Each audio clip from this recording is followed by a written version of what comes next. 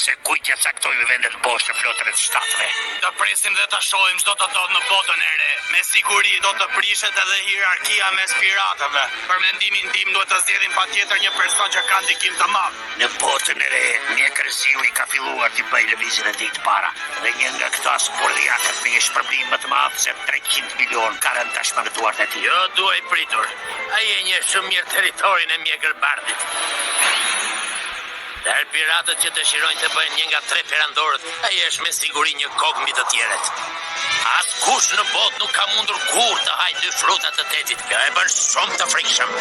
Nëse ka ndonjë që mund ta ndalojë, ky është një nga perandorët. Kush tjetër? Ndoshta Marko Feniksi dhe pjesëtarët e mbetur të ekuipazhit të mjekërbardhit mund të jenë në atë lartësi. Ajo që duhet të shqetësoj si gjithmonë është ideja që edhe portugizi kishte. Në kohët e fundit ata me dënë e emër kanë trejtur shumë vëmendje mbi vete.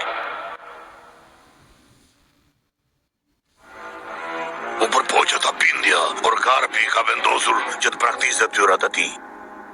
Do të mbetet gjithsesi në marinë për të mbështetur fort rekrutët e rinj, sepse ka ende shumë nevojë për praninë e tij këtu. Nëse ke ndërmend që të tërhiqesh nga posti admiralit të madh, të kërkoj zyrtarisht të bësh të njëjtën gjë sa Ngoku. E pranoj. Është një propozim i arsyeshëm. Mendoj se është një mundësi e mirë për të kaluar vitet e mia të fundit. Lajmi dorëheqjes së 2 burrave që kanë komanduar marinën dhe jenë e frontit që nga kohët e të madhit Goldët dhe Roger do të dalë në faqen e parë të çdo gazete.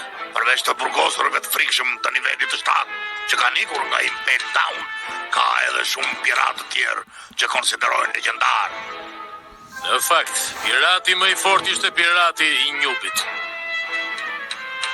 Tani që era e piratëve do të ndryshojë në mënyrë radikale, nuk ka më kuptim që roja i vjetër të vazhdojë të bëjë ligjin.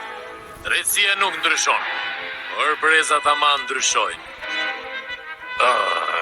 Edhe ky është mëkat për mendimin tim. Ke të drejtë, por s'ke ç'ti bësh. Si pasardhësi im në detyrën e admiralit të madh, mendoj se më i përshtatshëm është Aukizhi.